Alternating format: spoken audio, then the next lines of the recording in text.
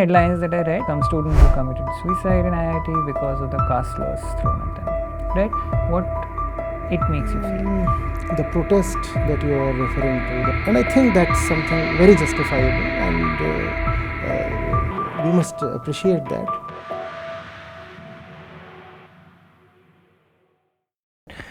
I'll tell you a few headlines that I get to read now of IITs. The recent one that I read, which was obnoxious in my opinion, was how people demanded that they should have separate eating places. Now there is a vegetarian corner, and some of the students who went there and ate their non-veg food there, and that made into national headline, and I was reading the Hindu and I read that. Some other headlines that I read was some student who committed suicide in IIT because of the caste slurs thrown at them. Right? The IITs that I know of growing up, it used to feature, or it has featured, or the alums of IITs like you have done wonders, right? And those were the people who were talked about, those were the inventions that were talked about, and that's exactly why IITs came into being. Now this is what you're hearing of IITs day in and day out. What it makes you feel? See, I have been in decent touch with the IITs, mostly IIT Delhi, over all these years. So I know that the campuses are still doing far better than what we get to hear from the media. It says that the media has its own agenda, obviously. They'll pick up stuff that will make sensational headlines. So there is a lot more, obviously, that's happening in the IITs. If we look, for example, at the global standings, all the IITs have risen, and I suppose particularly IIT Delhi and IIT Bombay are continuously improving year by year. In one of the top rankings, which one I won't be able to recall, I suppose they have already entered the global top 50. FT rankings. Probably. I'll have to check. So, and we were lagging badly in my times. So there has been development, and these institutions, these great institutions, are actually only getting better each passing year. It's not that there is deterioration or something. Obviously, there always are things that one could still improve on, and there must be many areas to look into, consider, and develop. And development is an unending road. But I suppose the IITs are making the headlines for all the trivial reasons, and that's not got that much to do with the institutions themselves as it has to do with the media. The media is just scavenging on the rotten stuff. About the controversy that you're talking of, I've been to IIT Bombay a few times. One of my batchmates is actually a professor right there. The protest that you are referring to, that came from the students belonging to the Ambedkar, Periyar, Phule study circle. And if you look at the genesis of that body, it's both interesting and appreciable. If you want to get into the minds of the likes of Ambedkar or Phule, how can one find fault with that? It's just that the kids are quite young, and they equate vegetarianism with Brahminism, right? Which is even factually a misplaced notion. Because if you look at the Brahmins of Bihar or Jharkhand or Odisha or Bengal or Assam, all the places in the east, that is, or even the Brahmins from the deep south, they very liberally consume flesh. So it's not as if if you want to oppose Brahminism, you must oppose vegetarianism as well. Right. That's what those kids have done. It's not that they have something terribly against vegetarian food. What they are opposing is the injustices of the past and their carryover into the present. That's what they are opposing. And I think that's something very justifiable, and we must appreciate that. But where they are missing it is in the equivalence that they are mistakenly and quite imaginatively establishing between Brahminism and vegetarianism. One has to be vegetarian, rather a vegan, not out of ideology, but out of compassion. You see, if we are talking of standing for the oppressed ones, that's what Ambedkar did, that's what Periyar did. If you are talking of standing for the oppressed ones, there is nobody more oppressed in the world today than these little kids from the various species. No? 10 lakh cows are slaughtered every day. A few million pigs, and then hundreds of millions of chicken, and countless million fish, 11 million ducks. They are not just being harassed or dominated, they are being slaughtered. So they are the most oppressed ones. If you are an Ambedkarite, you should be the first one to turn vegan.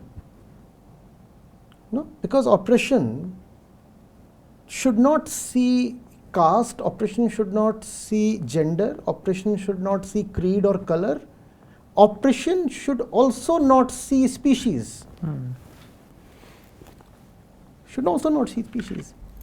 You know, it is very bad when a human being is oppressed. Is it also not equally bad when a sheep or a goat or a chicken or a fish or a pig is slaughtered?